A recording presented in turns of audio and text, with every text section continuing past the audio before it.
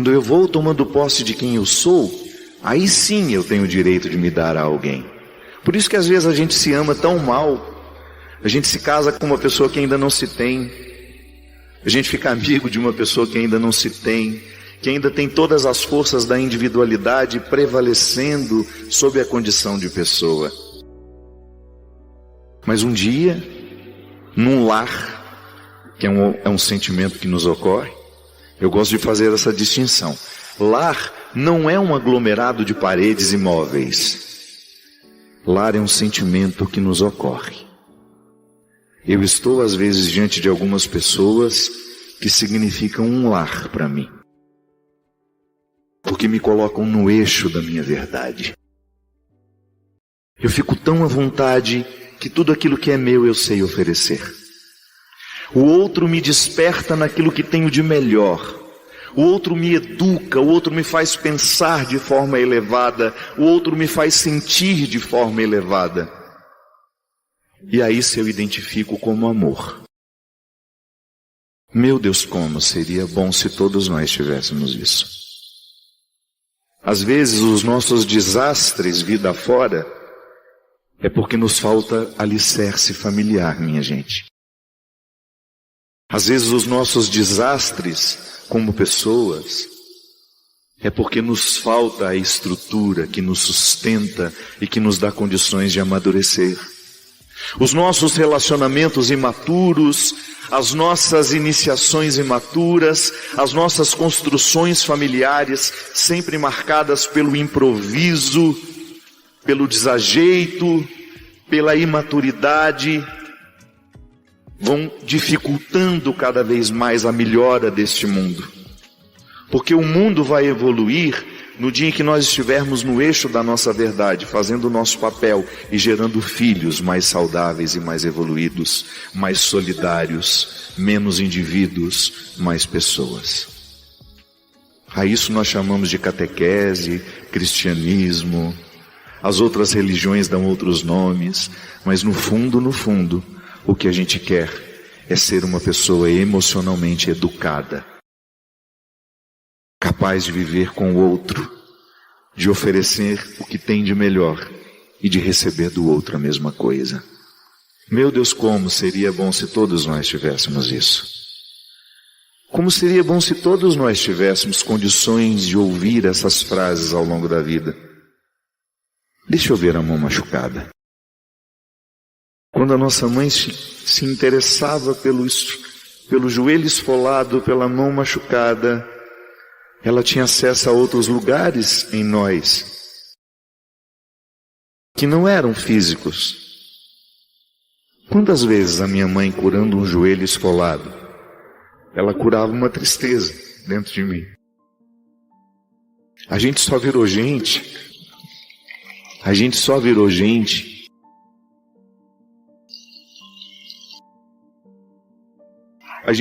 gente porque alguém se interessava que a gente não dormisse tão tarde. Sai dessa cama. Se talvez a gente não tivéssemos escutado as repreensões que nos educam, a gente não daria nada nesse mundo. A gente teria sido movido pelas preguiças que são tão próprias da adolescência, quando a gente não quer nada nessa vida. Quando a gente acha que tudo é um desastre, e lá vem a nossa mãe pacientemente, ou o nosso pai, ou o nosso tio, aquele que tem acesso a nós. Sai dessa cama, pelo amor de Deus, você tem que estudar. Ou então quando nos autorizava o contrário do que estava dizendo. Filho, não chora. Aí é que a gente chorava mesmo. Porque nada nos faz mais chorar do que quando uma pessoa que nos ama e nos fala. Não chora. Sabe quando você ama? É quando o seu choro é plenamente autorizado.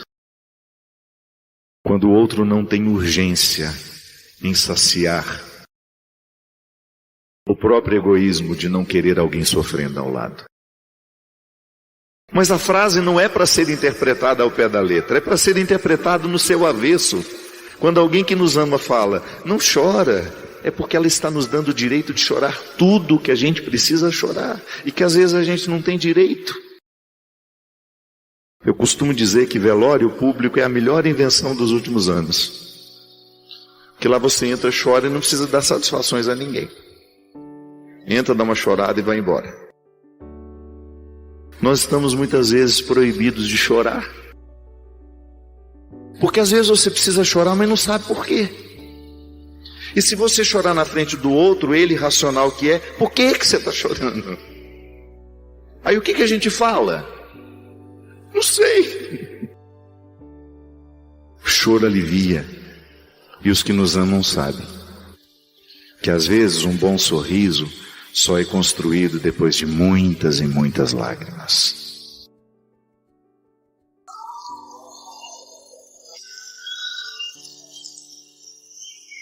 Por isso, por mais difíceis que sejam os vínculos humanos, não desista deles.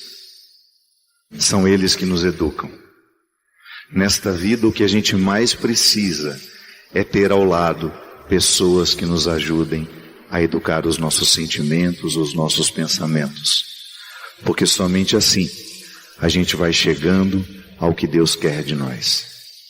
Porque a educação da alma, dos sentimentos, do pensamento, é que nos tornam homens e mulheres livres, para que a gente possa ser exatamente aquele que Deus projetou, aquela que Deus quis. Para a gente poder dizer sem medo que se hoje eu sou livre, é porque esta liberdade foi construída pelas pessoas que me amam. Ergue os seus braços para o céu. Vinde, Espírito Santo, enchei os corações dos vossos fiéis e acendei neles o fogo do vosso amor. Enviai o vosso Espírito, e tudo será criado, e renovareis a face da terra. Ó Deus, que instruístes os corações dos vossos fiéis com a luz do Espírito Santo, fazei que apreciemos retamente todas as coisas segundo o mesmo Espírito.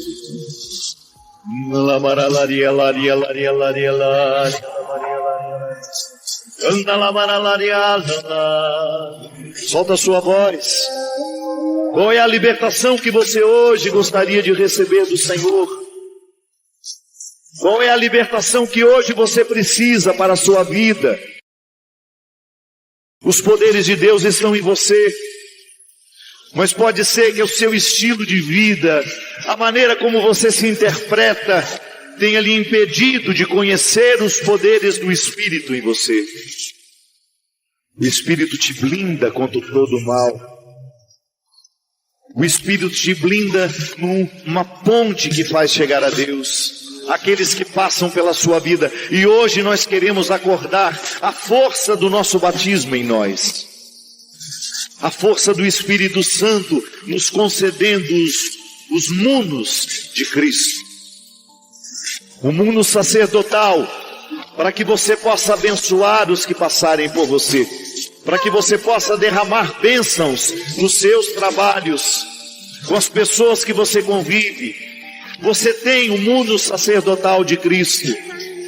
Você é sacerdotisa de Cristo. Você é sacerdote de Cristo. Você participa de uma forma diferente da minha. Mas o batismo te dá a autoridade de ser, de representar a bênção de Deus pelo mundo. E hoje nós queremos acordar isso em nós.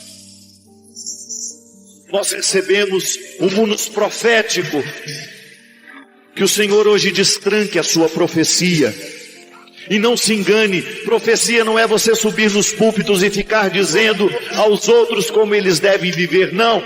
A primeira profecia que nós precisamos viver e professar é sobre a nossa vida. Como você precisa viver. Não permita que o diabo dê a ordem. Que a ordem da sua vida seja sempre dada pelo Espírito Santo em você.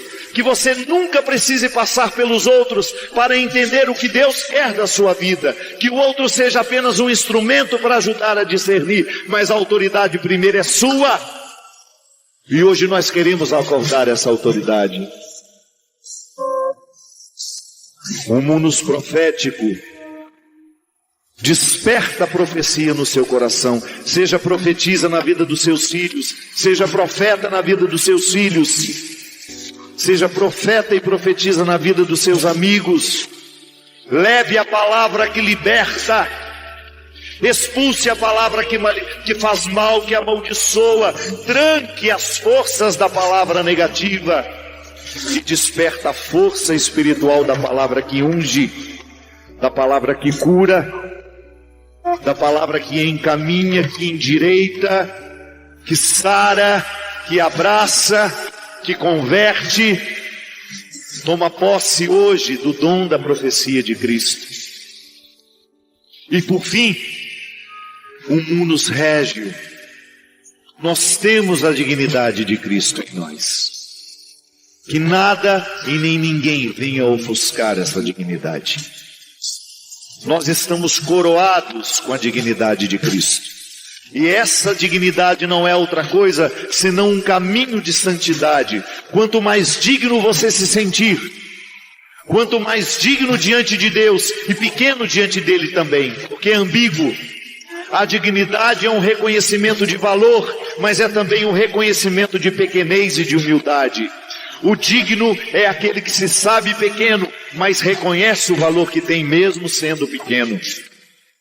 Desperta a dignidade naqueles, Senhor, que estão esquecidos do valor que têm. Há muitas pessoas entre nós hoje que estão esquecidas do valor que têm. E nós queremos proclamar a quebra de toda a maldição que nos fez esquecer quem somos. Nós somos filhos amados de Cristo.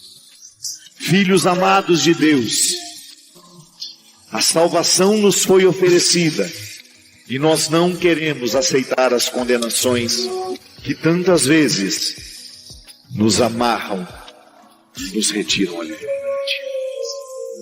Erga os braços para o céu e diga comigo: eu quero, Senhor, o dom sacerdotal, o dom régio, o dom profético. Liberta a minha vida, Senhor. Liberta o meu coração. Me ajude, Senhor, no exercício de amor próprio. Jogar fora os ódios que eu guardei, que me machucam, os ressentimentos que me visitam diariamente e que me privam de evoluir espiritualmente, Senhor. Quebra toda a maldição do mal na minha vida. E hoje, fortalece em meu coração a fé, a esperança e a caridade.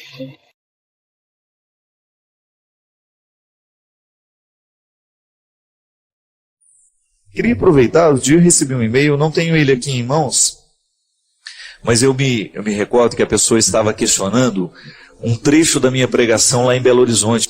E a pessoa dizia que que foi muito bonito tudo que eu falei, mas que eu coloquei uma dúvida no coração dela. Eu estava dizendo que o que nos salva não é o tanto de vezes que nós vamos à missa, mas é o tanto de vezes que o amor demora dentro de nós. Então ela estava me questionando se eu estava relativizando o valor da Eucaristia. De maneira nenhuma, né? O que eu estava dizendo é que o valor da Eucaristia não está no quanto nós repetimos o gesto, mas é no quanto o gesto demora dentro de nós. Mesmo porque um conceito interessante, minha gente, da liturgia eucarística, da teologia que a liturgia nos ensina, é que a missa não termina. A missa é processo de continuidade. O que tem fim é a celebração. Tanto é que o padre nos despede assim: vamos em paz e que o Senhor nos acompanhe. A missa não termina. Eu me lembro que quando era criança escutava a comentarista dizendo isso, e o padre às vezes também dizia: a missa não terminou, vamos em paz e que o Senhor nos acompanhe. Um jeito de nos ensinar que o momento celebrativo, ele é apenas um início daquilo que se estende na vida. Tanto é que é cíclico. O ofertório é o momento em que a gente mais entende o processo cíclico da celebração, porque ele é o momento em que nós trazemos as oferendas, isto é, aquilo que é a matéria-prima da vida a ser celebrada. No pão e no vinho estão todas as nossas atitudes que nós queremos que sejam transformadas, todos os nossos ódios, todos os nossos rancores, que nós queremos, junto com o pão e o vinho, sejam transformados no corpo e o sangue de Cristo. É o que o filósofo chamava, tem lá de Chardin, chamava isso de cristificação do universo. Era bonito que ele compreende todas as realidades, da mais simples à mais complexa, como um processo semelhante. Toda essa realidade está em processo de evolução. E ele faz a reflexão cristã, né? Ele foi até muito combatido durante muito tempo, mas depois reconhecido como uma reflexão válida, que tudo aquilo que é evolução é cristificação, é processo de aperfeiçoamento. Então a matéria-prima que está sobre o altar é a cristificação. Tudo aquilo que eu coloquei como humano agora vai ser cristificado. E aquilo no final da celebração, no momento em que nós comungamos, é devolvido a nós. Aí a expressão bonita de Santo Agostinho: cristão, torna-te o que és. Recebe aquele que tu és, o Cristo. Então veja bem, o canto de entrada, a celebração, a apresentação das oferendas, o verdadeiro ofertório, depois a comunhão e a continuidade. Veja que é cíclico, a missa não termina. Aí a gente vai vivendo e à medida que a gente vai perdendo o significado do que é Cristo, a gente volta para celebrar de novo. A gente volta para nos recordar. O que acontece no momento celebrativo não é nada mais, nada menos que fazer memória, é recordar o compromisso que dali nasce. Então, minha filha, eu não estou em nenhum momento banalizando, pelo amor de Deus, eu nem posso fazer isso porque esse é o centro da minha vida. A Eucaristia é o centro da minha vida.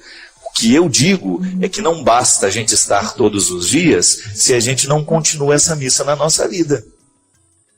O que vai verdadeiramente nos salvar é isso, é o quanto que a missa demorou dentro de nós, isso é, o quanto que o meu coração aceitou o processo da cristificação e o quanto essa missa teve efeito na minha vida, no meu coração. Olha, eu não tenho vergonha de assumir isso. Eu acredito que na minha vida, 70% das missas que eu participei, eu não participei com esse sentido. Ela terminou e terminou mesmo dentro de mim. O rito terminava e terminava mesmo dentro de mim. Não havia repercussão na minha vida. Mas quanto mais cresce a nossa consciência de que a missa é um acontecimento que não termina, maior será a qualidade da nossa vida cristã. E mesmo porque, já falei disso aqui também, nós não celebramos outra missa, não. Houve uma única que aconteceu na história. A única missa celebrada no tempo foi a que Jesus celebrou, a última ceia. Tudo mais é continuidade da única missa celebrada pelo Cristo. Eu, como padre, eu legitimo a presença do Cristo no momento da celebração, mas eu não estou fazendo outra missa, não. Eu estou apenas estendendo o braço em direção daquela única que aconteceu. Nós precisamos de muita poesia para entender Jesus, viu? Isso é poética, isso é arte de poesia. Entender que uma coisa, que um acontecimento não cabe no tempo, ele se estende de tão grande que ele é.